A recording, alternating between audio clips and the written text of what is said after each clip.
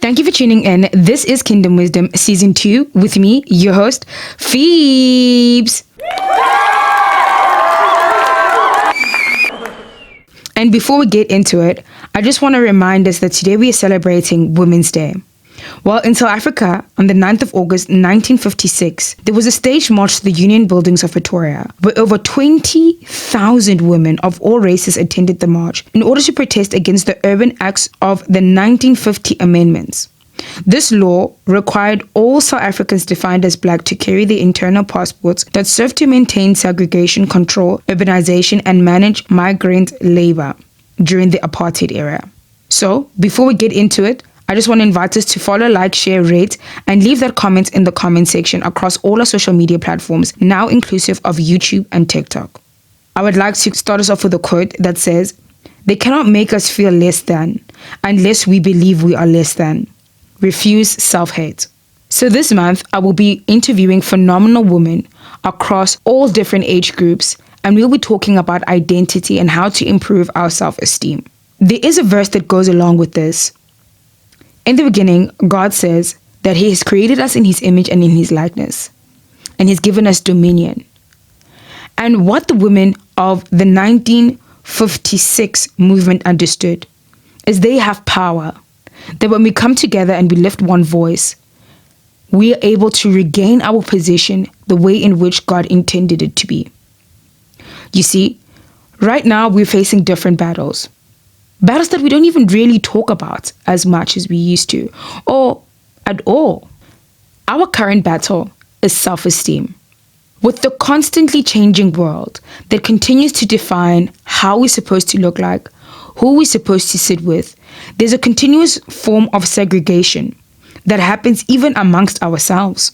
Until we understand our identity, we will never be able to discover the full potential of what God has called us to do. We will never really be able to fulfill purpose. There is power in understanding our identity. We are able to overcome so much more. You see, we talk ourselves out of a lot of things because we don't believe we're good enough, beautiful enough for the job. We don't believe that we're strong enough. We don't believe we're intelligent enough. We're bold enough. We're brave enough. We don't believe that our voices are the ones that need to be heard. God calls us His masterpiece. He says, "For we are His masterpiece, and He's created us so that we can do good things that He has planned for us a long time ago." It's not by mistake that you are the way that you are. For myself, I talked myself out of a lot of things growing up, mainly because I didn't feel good enough, smart enough. I just didn't believe in myself for a very long time. I just carried self-doubt. And honey, self-doubt doesn't look cute on anyone. It's not an accessory that you want to wear. When we believe in ourselves, we're able to help those around us gain confidence in themselves by just being ourselves. That was one of the things I had to learn. My confidence was finally restored in my varsity years, where I learned that I am good enough. I'm beautiful enough, I'm talented enough, and no one had to say it to me in order for me to believe it.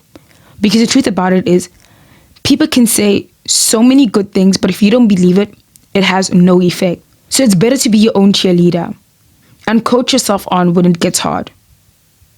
And that's the reason why most of us struggle with the pursuit of purpose. We don't believe that we belong in leadership positions. We don't believe that we have the next idea that will change our generation. And that's mainly because so many people have told us we don't look the part. As a matter of fact, because we don't even believe that we look the part or we have the brains for it, but we have the idea. Surely something is wrong. We can't rely on ever-changing people. God says that His word doesn't go back void.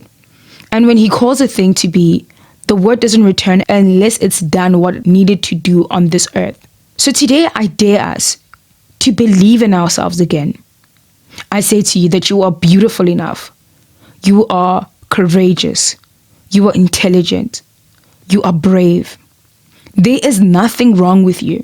And don't throw in the towel, because we're all proud of you. Truth be told, when I was growing up, we had billboards in magazines and we had to fit a certain image to believe that we were ever going to be beautiful. Growing up, things change. And now, looking back, our society now praises dark-skinned, natural hair, curvaceous bodies. But it wasn't always like that. That is just a basic example of how the world is ever changing. But one thing that I know is that God has called us. He foreknew us, He predestined us, and conformed us to the image of His Son. Right? For those He predestined, He also called, and He justified, and He also glorified. So everything works to the glory of God. It's no mistake that Sarah gave birth at the age that she did, or Hannah cried for Samuel.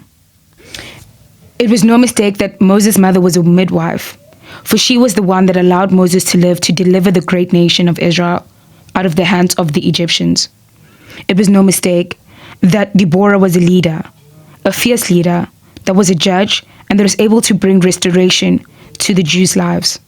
No mistake that Esther was a queen in a nation that despised the Jewish people, and she was able to stand firm in her belief and bring forth victory to the Jewish people by sparing them their lives. You see, it was no mistake that the lady was seated by the well where Jesus would come by just to speak life into her life and show her the living water. It's no mistake that Jesus was born in a manger. These are just clear examples that God doesn't determine our purpose based on what societal views see. He uses our backgrounds to bring forth change in our generation. You see, it was Deborah's positioning that allowed the Israelites to have victory. It was Hannah's positioning in her prayer and humility that allowed a great prophet of the nation to be birthed, Samuel. It was Moses' mother's positioning that allowed her to become this great woman that allowed the deliverer of the Israelites to live. And Mary's positioning of acceptance that allowed Jesus to be born, the Savior of the whole world. It's just a clear example that God uses all people, no matter the background, no matter the shape or the age. Look at Esther. She was called to deliver the Israelites. In the time when the king hated the Jews, she was called to be the queen. And she played her role. She was called for a time such as that.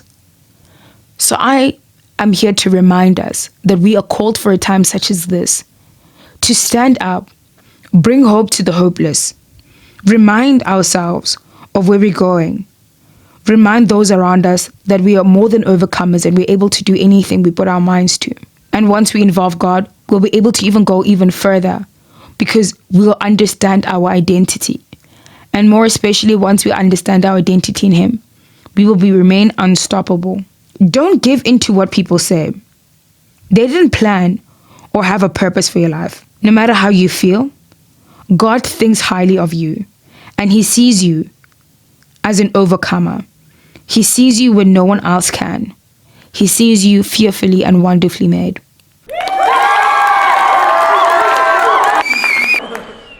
Thank you for tuning in. Join us in next week's episode as we continue to dive deep into purpose.